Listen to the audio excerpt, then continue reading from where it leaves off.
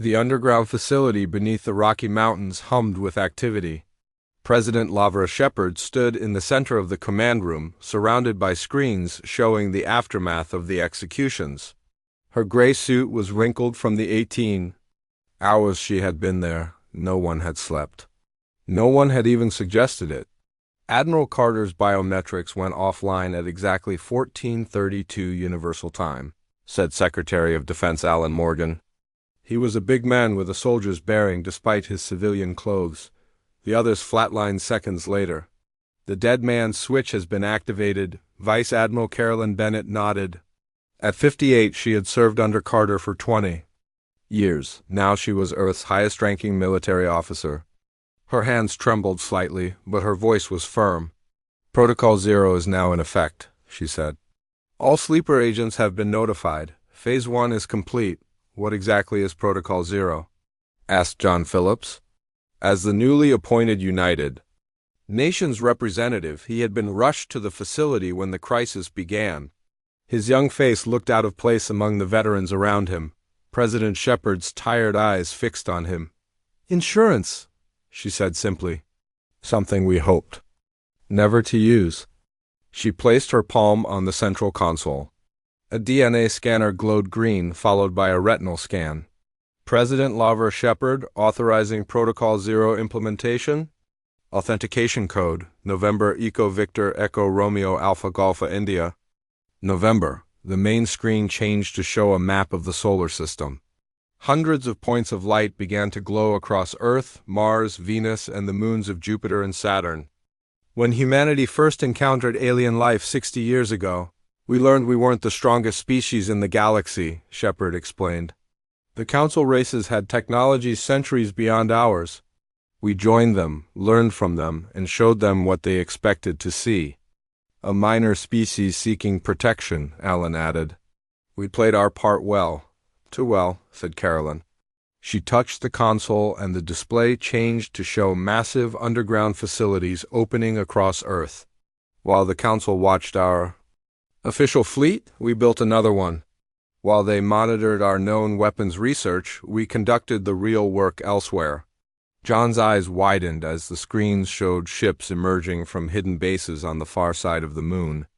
They looked nothing like the blocky, practical vessels of Earth's known fleet. These were sleek, deadly, and far more advanced. But how? He asked. The Council monitors everything. Their sensors are everywhere in our system, Alan smiled without humor. We feed them what we want them to see. For 50 years, we've been showing them a carefully crafted illusion while we prepared for the worst. Admiral Carter and the other generals were part of a smaller group who knew the full scope of Protocol Zero, Carolyn said. Her voice caught slightly. Their public executions have triggered the next phase automatically. On a screen showing the Jorian homeworld, human diplomats, tourists, and business people were quietly boarding transports. Similar scenes played out across all Council worlds. Within hours, not a single human would remain in Council space. The civilian evacuation, Shepard said. No hostages, no leverage against us. What about our people on the colonies? John asked. Already moving to hardened shelters or being evacuated, Alan replied. We've been preparing for this possibility for generations. In another part of the facility, Colonel Patricia Winters oversaw the activation of Earth's true defense grid. She was younger than most of the senior staff, just 40, with short red hair and the focused intensity of someone born for crisis. Orbital platforms coming online, she reported over the Moonbase Alpha through Delta now at full combat readiness. Mars Defense Fleet reporting ready status. Patricia watched as dormant satellites around Earth shed their civilian disguises, revealing weapon systems that had been hidden in plain sight. Some had posed as weather stations, others as communications relays. All had been part of the deception. What? About the sleeper fleet? President Shepard asked. Patricia checked another screen. Activation signals confirmed received. They'll be ready within 12 hours. Throughout Council space, seemingly ordinary human ships received encrypted messages. Civilian freighters, mining vessels, and passenger ships began subtle transformations. Hidden compartments opened. Weapon systems came online. Engines capable of speeds no human vessel was supposed to possess powered up. These ships had been placed strategically over decades, each one a disguised warship waiting for this moment. The sleeper fleet had awakened Dot on the Jorian homeworld. The Council Security Committee met in emergency session. Grand Counselor Vex presided, his 6 eyes blinking rapidly, a sign of stress. Human communications have gone silent across all channels, reported the Ilarian representative. Her telepathic abilities were useless against humans at a distance, a fact that had always disturbed her species. They've withdrawn their diplomatic staff from all council worlds. They're in mourning, suggested another counselor. The executions have shocked them into isolation. No, said the Vox Collective representative, its mechanical voice flat. Our sensors detect unusual energy signatures near Jupiter. Human activity in their home system has increased tenfold in the past 6 hours. Vex dismissed these concerns with a wave of his long-fingered hand. Without their military leadership, Earth is defenseless. They're licking their wounds, nothing more. Brandon Mitchell, the lone human on the committee, had been silent throughout the meeting. He was considered too junior to be a threat when the arrests were made. Now he stood quietly and walked toward the exit. Where are you going, Mitchell? Demanded Vex. Home, he replied without turning around. You should prepare your evacuation procedures. The door closed behind him, leaving an uncomfortable silence. Back on Earth, President Shepard prepared to address her people. The words had to be right. They would be remembered for generations to come? Are we ready for this? She asked Carolyn, quietly away from the others. No, Carolyn answered honestly. But we're ready enough. The Council thinks they cut off the head of our military. They don't understand that they've released something far worse. Shepard nodded slowly. In 48 hours exactly, we send our message to the Council. Then we show them exactly what humanity has been hiding all these years. And the Draconians? Asked Alan. They started this, Shepard said, her voice hardening. They'll be the first to learn what happens when Earth goes to war for real. Throughout the solar system, humanity prepared in silence.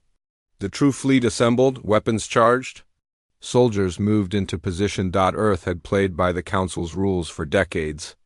Those rules had led to the public execution of their finest leaders. Now humanity would make its own rules, and the galaxy would never be the same. Council Representative ZeroHFY stared at the data screens with growing concern. As head of Galactic Intelligence, he had always kept a careful eye on the humans. Something wasn't right. They're too quiet, he said to his assistant. It's been 36 hours since the executions. No diplomatic messages. No trade ships moving, no civilian communications. His assistant, a young Ilarian named Myra, looked up from her console. They're in shock. Humans are emotional creatures. Perhaps they need time to grieve. ZeroHFY shook his head. His species had evolved as predators, and he could sense when prey was preparing to strike back. Check the long-range sensors focused on Sol System again. Myra brought up the display. Energy readings are within normal parameters for... She stopped suddenly. Wait, that's strange. What is it? ZeroHFY moved to her side.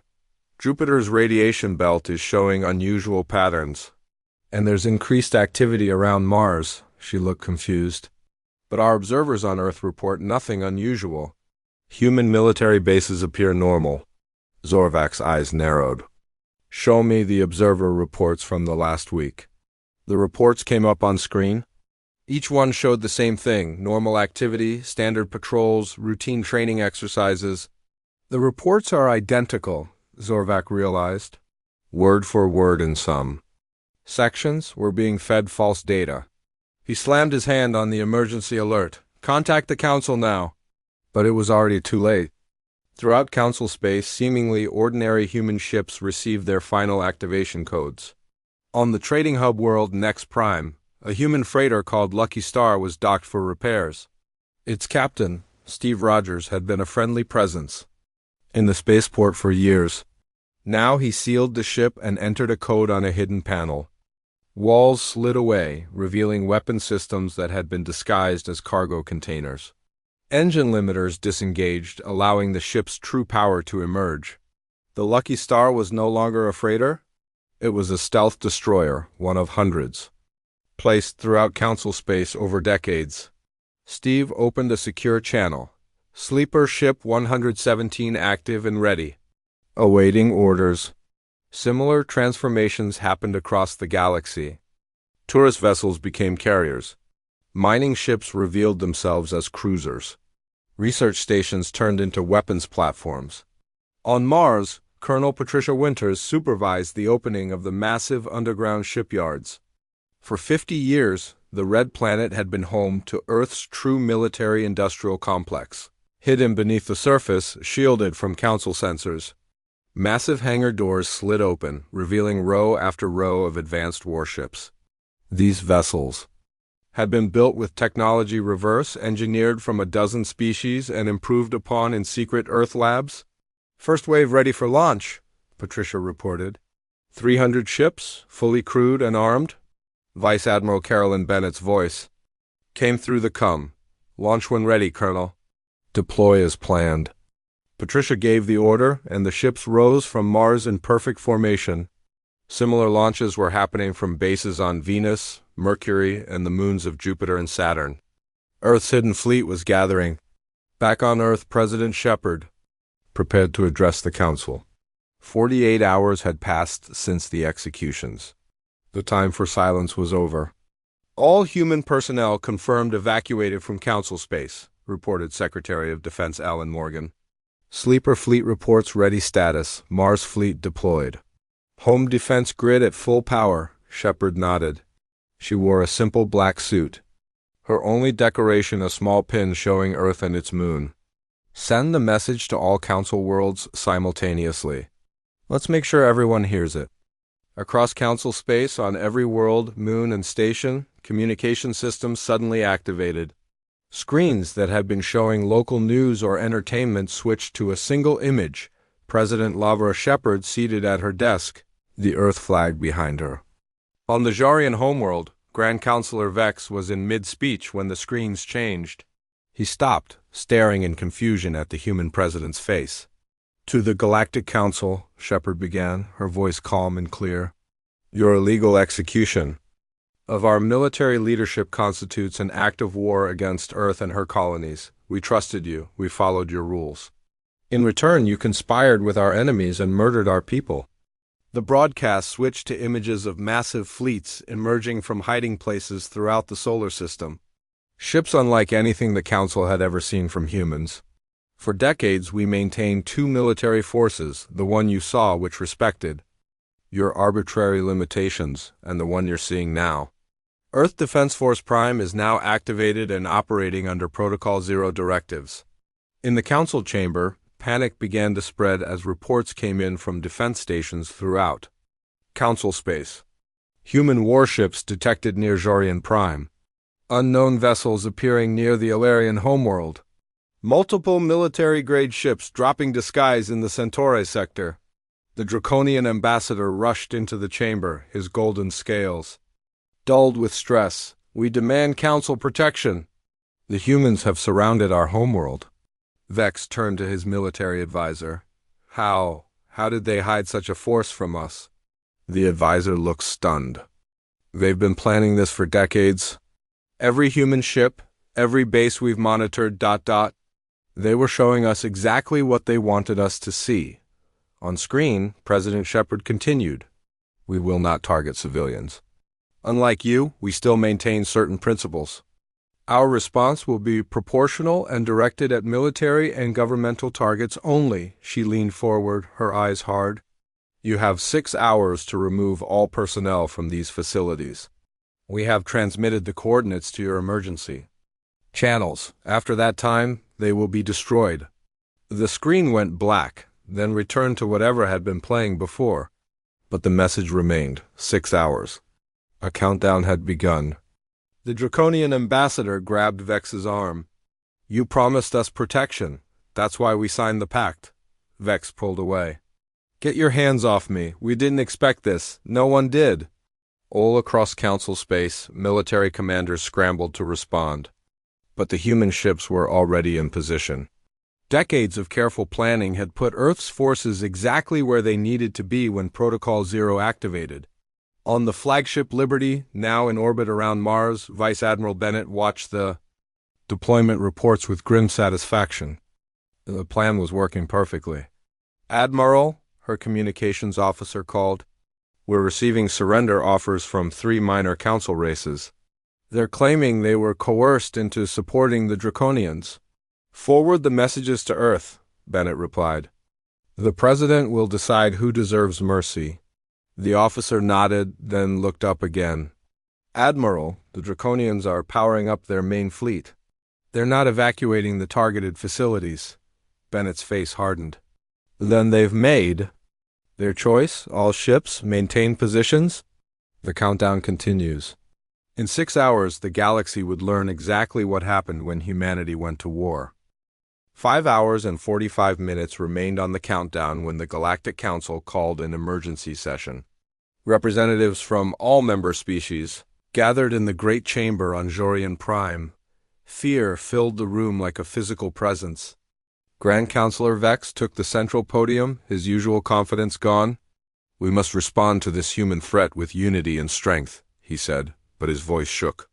The Ilarian representative stood. "Unity? Like when you secretly signed a pact with the Draconians to sacrifice human colonies?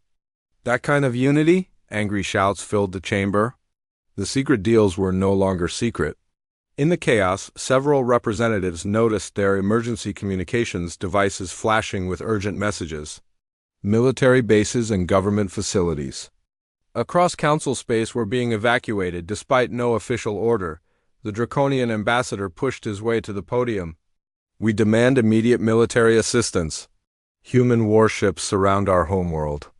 "You started this conflict," said the Vox Collective representative, its mechanical voice somehow conveying disgust. "The Vox will not sacrifice our people for your aggression." On the screens around the chamber, evacuation reports streamed in. Millions of people were being moved from military installations across dozens of worlds. The humans had given a deadline, and most council races were taking it seriously. But not the Draconians. Their emperor had ordered all military personnel to remain at their posts. "We will not bow to human threats," he had declared. "Their so-called fleet is a bluff?" In Earth's Lunar Command Center, President Shepard received the intelligence reports with a grim expression. "The Draconians are not evacuating," she said to her advisors. "All other council races are complying with our demands." Vice Admiral Bennett's face appeared on the main screen. "What are your orders regarding Draconian targets, Madam President?" Shepard closed her eyes briefly. When she opened them, her decision was made. "The deadline stands for everyone. No extensions, no exceptions. When the countdown reaches 0, all designated targets are to be destroyed." "And civilian casualties?" "On Draconian worlds?" asked Secretary Morgan. "We gave them time to evacuate. We provided exact coordinates. If their leaders choose to sacrifice their people, that blood is on their hands, not ours." Shepard's voice was hard. "But our strikes will remain precise. Minimize collateral damage wherever possible." The countdown continued. 4 hours, 3-2, on the Draconian homeworld, military commanders began to worry. Reports from their spy networks confirmed that the human fleet was real and already in position. Some officers quietly ordered their own families to leave the military zones while publicly maintaining their posts. Emperor Vexor remained defiant. "Humans are weak. Their emotions make them hesitate. They will not attack." 1 hour remained when Grand Counselor Vex made a final attempt at diplomacy. He opened a direct channel to Earth. "President Shepard, the Council is prepared to offer reparations for the unfortunate executions. We can negotiate." Shepard cut him off. "The time for negotiations was before you murdered our people. Now we speak only in the language you chose: force." "Please," Vex tried again, his dignity forgotten. "Many on the Council did not support the executions. Give us more time."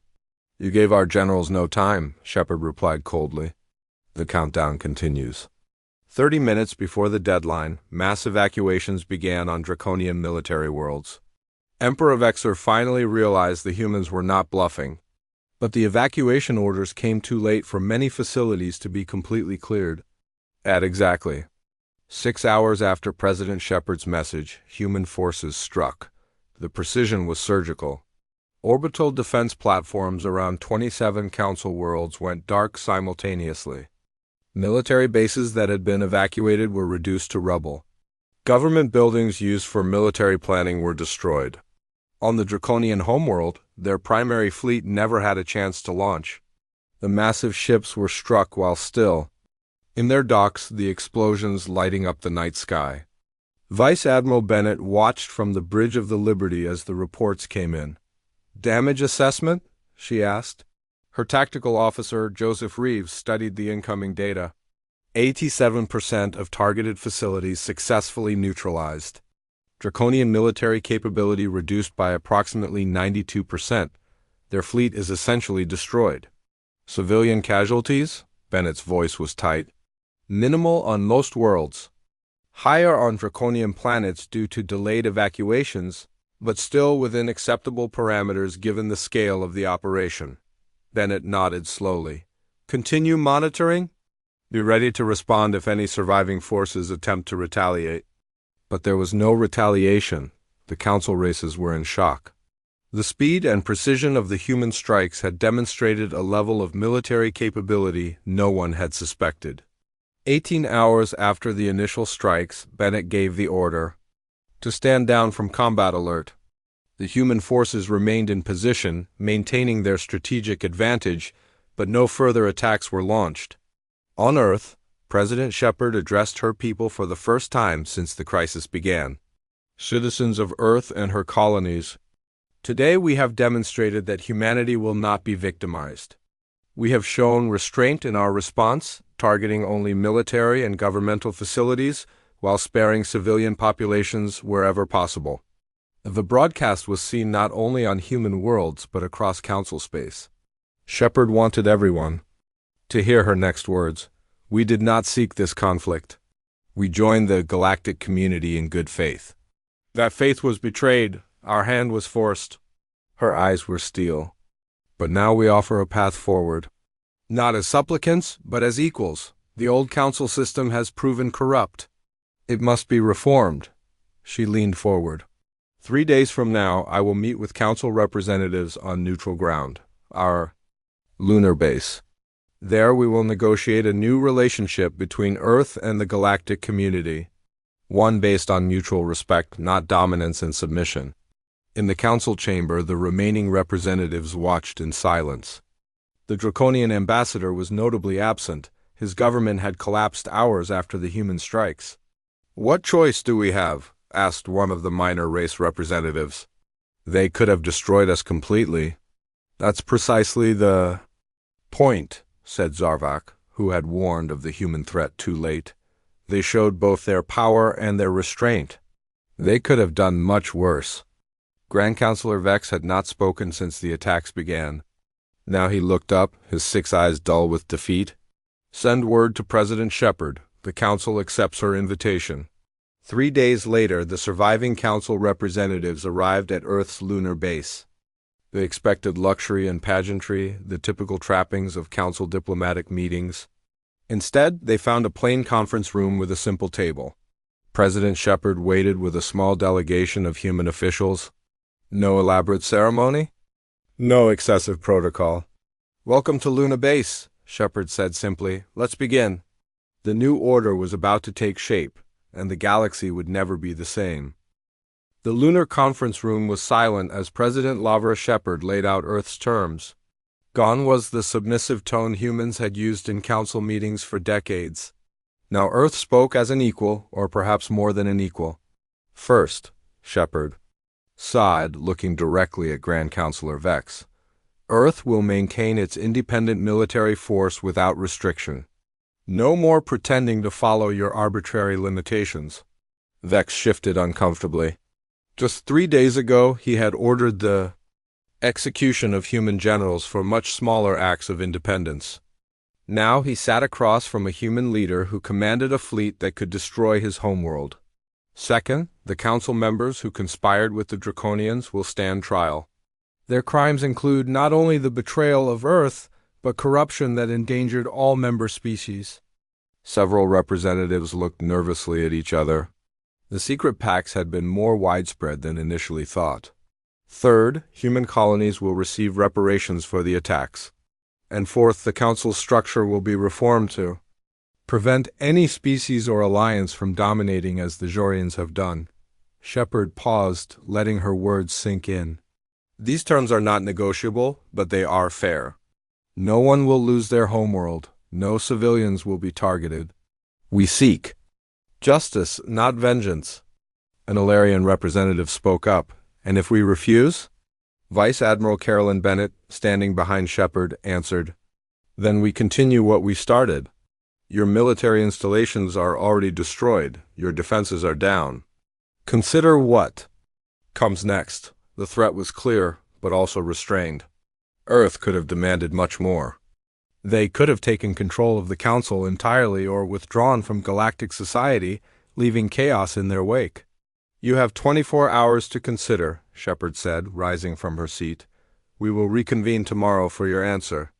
As the Council representatives were escorted back to their ships, Secretary of Defense Alan Morgan approached Shepard privately.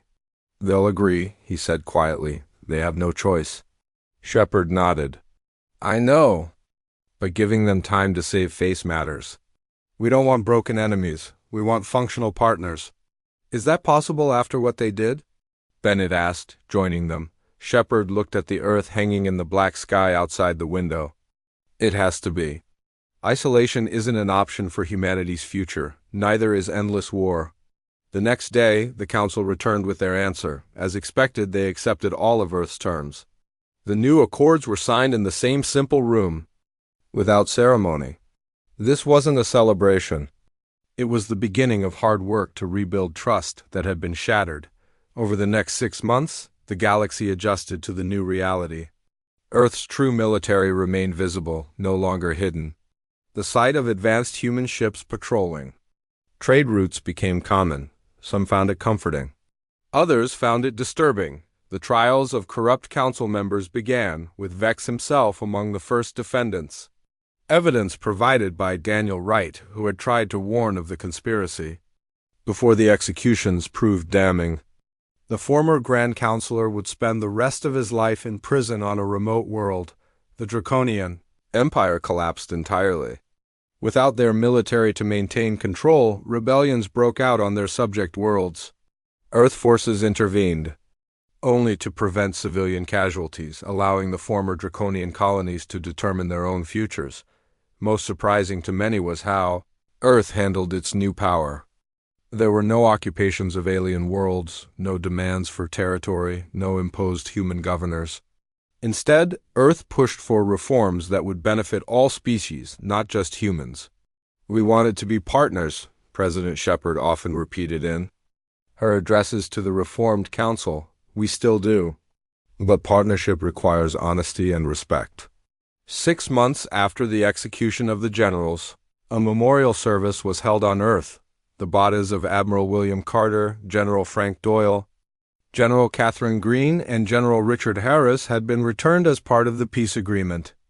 Now they would be honored for their sacrifice. Vice Admiral Bennett, now Fleet Admiral Bennett, stood with the families of the fallen leaders as monuments were unveiled at Earth Command headquarters. The statues showed the four not in their moments of death, but in their strength as leaders. They didn't live to see what their sacrifice accomplished, Bennett said to the assembled crowd. A stronger Earth, a more honest galaxy, and the knowledge throughout the stars that humans will not be betrayed twice. Susan Miller, who had been appointed the new Earth ambassador to the Council, placed wreaths at the base of each statue. They were the voices of moderation, she said. They believed in cooperation and peace. We honor them best by continuing to work toward those goals, even after such betrayal. In the months that followed, evidence emerged that Admiral Carter had suspected something like the Council's betrayal might happen. He had left sealed messages for President Shepard and Admiral Bennett outlining what he believed Earth should Do if the worst occurred. Don't seek revenge, he had written. Seek a better system. Use our strength not to dominate, but to create something that works for everyone, humans included. That's the true test of power, not what you can destroy, but what you can build.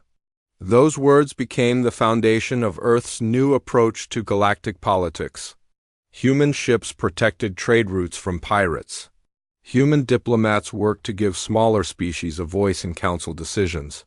Human scientists shared certain technologies that would benefit all. Earth's hidden strength remained visible as a reminder, but it was used less as a threat and more as a shield for a new, more balanced galactic community. 1 year after the executions, the new council chamber was completed, not on a single species homeworld, but on a neutral station built specifically for the purpose. Representatives from all member races, large and small, gathered for the first session. As Earth's delegation took their seats, a Jorian diplomat approached Susan Miller. He was young, part of the new generation taking power after Vex's fall. My elders still struggle to understand how we misjudged humans so badly, he said quietly. Susan smiled slightly. Perhaps that was the problem. You judged us based on what you wanted to see, not who we really are. In orbit above, the Earth Defense Fleet stood watch, no longer hidden, no longer pretending to be less than it was. Protocol Zero had been executed perfectly. The sleeping giant was fully awake, and the galaxy would never be the same. Year 2157, Admiral William Carter stood at the viewing window of Earth Station 1. He watched as ships from a dozen alien species moved through the busy space lanes. 30 years of peace had changed humanity. Earth was now part of something bigger, the Galactic Council. William sighed as he turned to face the meeting room. His blue uniform was decorated with medals that told of his long service. At 62, he had hoped to retire soon.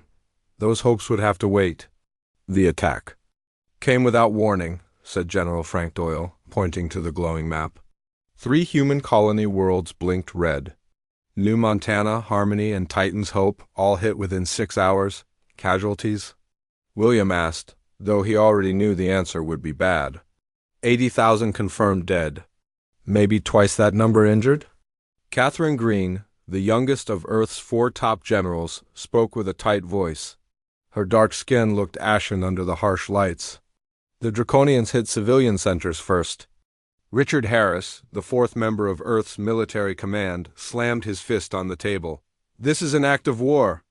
We need to respond now. William nodded slowly. The Draconians were new to the galactic scene. No one knew much about them, except that they came from the Outer Rim and had joined the Council just 3 years ago. The Council has called an emergency session, William said. Ambassador Miller is already on her way to present our case. And if they vote for continued dialogue again? Richard asked. William's face hardened. Then we act anyway.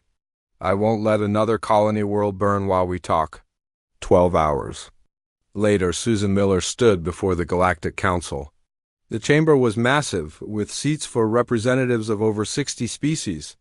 The oldest and most powerful races sat closest to the center, the ancient Jarians, the telepathic Ilarians, and the machine-minded Vox Collective. Susan was a tall woman with gray-streaked hair and the stern look of someone used to hard negotiations. Esteemed council members, she began, Earth comes before you today seeking justice. The unprovoked attack on our colonies by the Draconian Empire cannot go unanswered. The Draconian representative, a tall reptilian being with golden scales, hissed, We deny these false accusations. Perhaps your colonies were attacked by pirates. Or perhaps Earth itself staged these attacks to justify military expansion. Angry murmurs filled the chamber. Susan kept her composure. We have sensor data and survivor testimonies. The ships were Draconian military vessels. Evidence can be faked, said the Jarian Grand Counselor. His name was Vex, and his species had been among the founders of the Council 10,000 years ago. His 6 eyes blinked in sequence, a sign of disbelief in Jarian body language. Susan uploaded the data anyway. Images of Draconian warships firing on civilian targets played on the central display. "This is not faked," she said firmly. The council watched in silence. When the images ended, Susan expected outrage. Instead, she saw many representatives looking away, unwilling to meet her eyes. "The council will vote on a response," Vex announced. Susan knew then that something was wrong. She sent a quick message to her deputy, Daniel Wright. "Find out who's been talking to the Draconians privately." The vote was 42 to 19 against military action. Instead, the council would continue dialogue with all parties. Susan stood in shocked silence as representatives began filing out. Daniel rushed to her side. "I found something," he whispered. 6 of the major council races have signed secret non-aggression pacts with the Draconians in the past month. They're trading human territory for their own safety. Susan felt cold anger rise within her. "We need to warn Earth. Admiral Carter needs to know the council has betrayed us." Back on Earth, William Carter received the news with grim determination. "Deploy the fleet to defensive positions around our remaining colonies," he ordered. "All ships, combat-ready status." The council explicitly voted against military action," his aide reminded him. "I'm not attacking. I'm defending what's ours." William looked at the 3 generals who had been with him through countless crises. "If this goes badly, I'll take full responsibility." Frank nodded. "We're with you, Bill, always have been." Within hours, Earth ships moved to protect the human worlds. None crossed into Draconian space. None fired unless fired upon. It was a purely defensive operation. It didn't matter. 3 days later, a council peacekeeping fleet surrounded Earth Station 1. The message was clear: stand down or face consequences. William sent his response. "Earth forces will remain in position to protect our citizens. We have not violated council space.